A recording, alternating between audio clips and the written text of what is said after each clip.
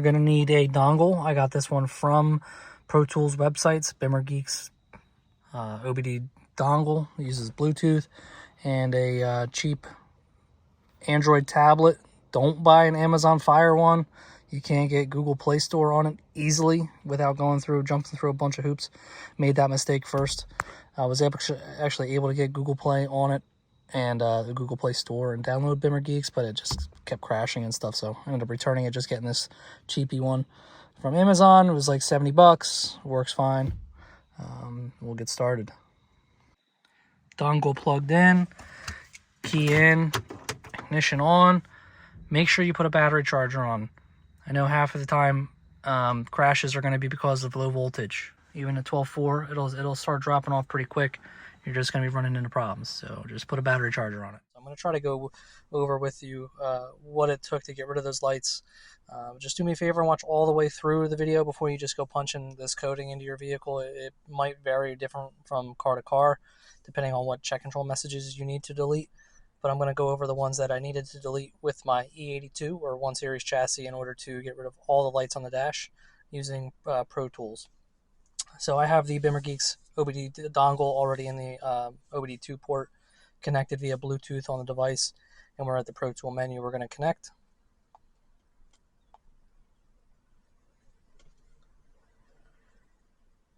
If you're not familiar already, there are a couple of ways to check the check control messages.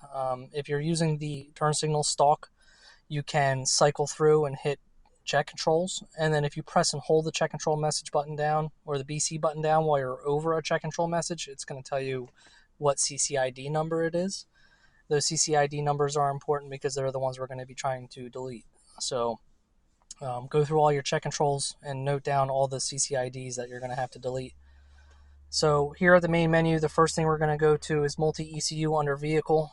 We're going to go to vehicle order, and we're going to change this car from an automatic transmission to a manual in just the FRM.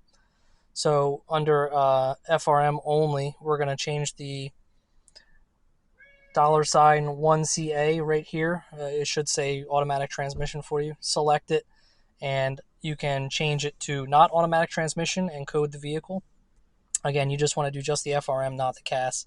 If you code the CAS, you might run into an issue where it's now looking for a clutch signal instead of a brake signal to start the vehicle. So I just coded just the FRM, and it was perfect. It just got rid of that gear shift light on the instrument cluster there.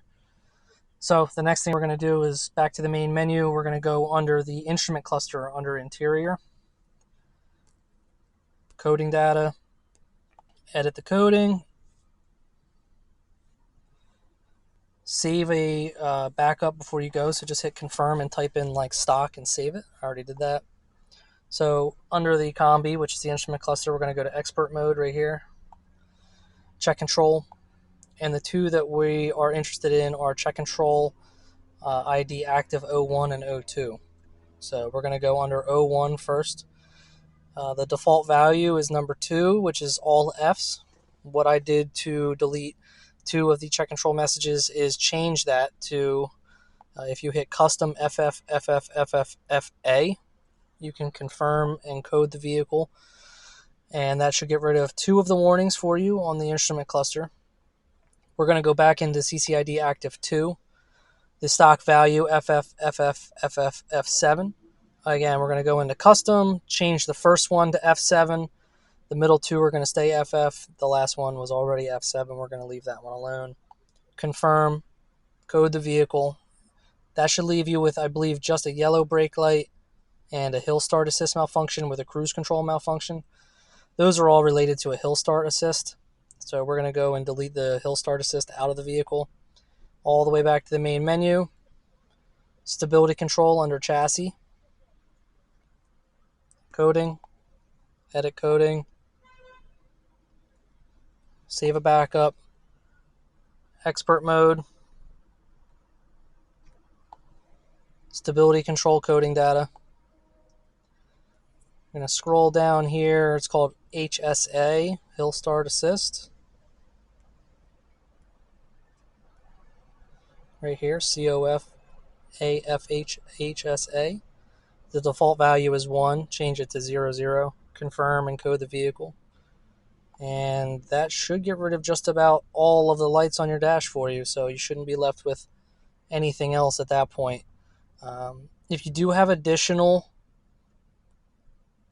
check controls that you need to delete, I kind of want to just go over with you how I was able to find these values that I'm using so that it makes a little bit more sense as to what I was doing. So back under the cluster, coding data,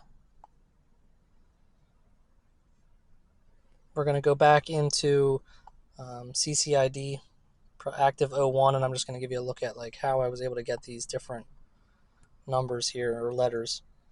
So the default values were all Fs. Basically these bytes, this byte 00FF is hexadecimal code for binary code. So if you use a hexadecimal to binary converter on Google, if you type in FF, it correlates to 8 ones or 8 dashes. Each one of those dashes relates to a specific check control message.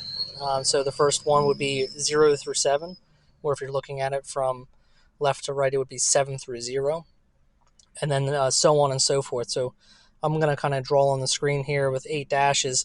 As we get down to the bottom one here, FA, what we did was change this from, I believe the check controls that we were trying to delete were 24 and 26. So you can see I changed those specific ones to zeros instead of ones. So then you're going to take that 8-digit number and go from binary back to hexadecimal, and you'll see that that ends up being FA. So that's why we put that value in there. You're basically just turning off or masking the check control for those two check controls.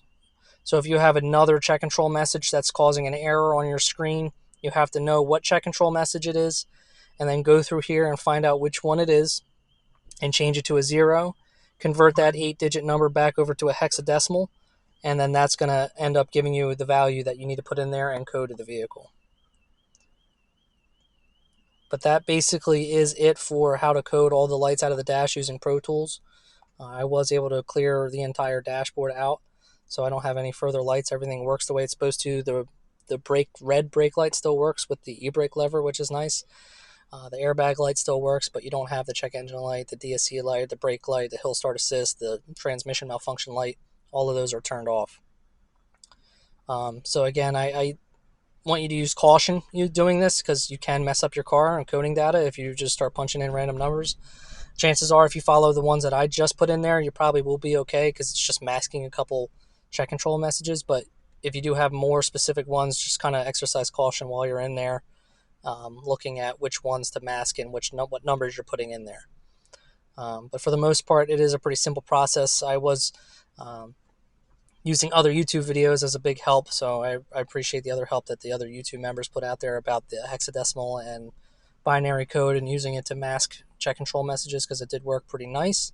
So I'll probably put a link to that video. It was using NCS Dummy and IMPA, which is just a lot more complicated on PC. Pro Tool does make it nice. It was just able to kind of convert it from that system over to Pro Tools.